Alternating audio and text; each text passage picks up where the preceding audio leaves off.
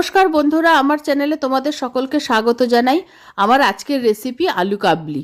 এই আলু কাবলি ঘরে খুব সহজেই স্বাস্থ্যকরভাবে বানিয়ে নেওয়া যায়, যেটা খেতে হবে একদম রাস্তার ধারের দোকানের মতো। সবার আগে একটা মশলা তৈরি করে নিচ্ছি। 5-6টা শুকনো লঙ্কা নিয়েছি, 1.5 চামচ সাদা জিরে নিয়েছি, 1.5 চামচ ধনে নিয়েছি, আর 1 চামচ জোয়ান নিয়েছি। এইসব মশলাগুলো শুকনো কড়াই ড্রাই রোস্ট করে পাউডার করে নেব। মশলাগুলো রোস্ট করে ঠান্ডা করে নিয়েছি। এবার দানা দানা করে একটা পাউডার তৈরি করে নেব। 3টে বড় সাইজের আলু সেদ্ধ করে খোসাটাকে ছাড়িয়ে নিয়েছি। এবার আলুগুলোকে আমি ছোট টুকরো করে কেটে নিচ্ছি। তোমরা দেখলেই বুঝতে পারবে আমি কতটা ছোট টুকরো করে কাটছি। এইভাবে 3টে আলুকেই আমি কেটে নিচ্ছি। আলুগুলো ছোট টুকরো করে কেটে নিয়েছি। এবার কিছু শসা কুচোনো আর গাজর কুচোনো দিয়ে দিলাম। শসাটা একটু বেশি দিয়েছি, গাজরটা কম দিয়েছি। এবার সব কিছু উপকরণ খুব অল্প পরিমাণে দিয়ে দিচ্ছি। কিছুটা দিয়ে দিয়েছি ছোলা ভেজানো, কিছুটা মটর সিদ্ধ করা, আর দিয়েছি 2টো ছোট সাইজের পেঁয়াজ কুচিয়ে দিয়েছি, সঙ্গে কিছু কাঁচা লঙ্কা কুচি। ঝালটা তোমরা তোমাদের আন্দাজ মতো দেবে।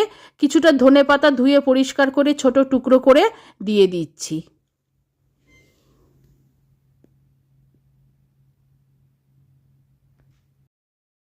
অল্প চিনেবাদাম ভাজা দিয়ে দিলাম। স্বাদ মতো নুন দিয়ে দিলাম। তোমাদের কাছে বিট নুন থাকলে বিট নুন ব্যবহার করবে, আমার কাছে এখন বিট নুন নেই।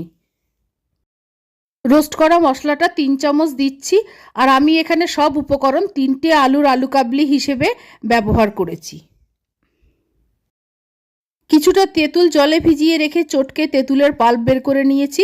এই তেঁতুলের পাল্পটা দিয়ে দিলাম। এবার সব ভালো করে মিক্স করে নিচ্ছি।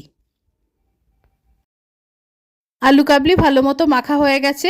এবার বাটিতে সাজিয়ে দেব। একদম দোকানের স্বাদে তৈরি হয়ে গেছে আলু কাবলি।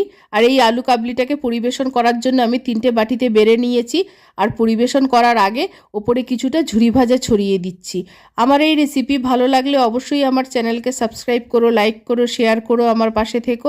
আর আমার নতুন পুরনো সকল বন্ধুদের আন্তরিক ধন্যবাদ ও ভালোবাসা জানিয়ে আমি আমার ভিডিও শেষ করছি। সকলকে অসংখ্য অসংখ্য ধন্যবাদ ও ভালোবাসা রইল।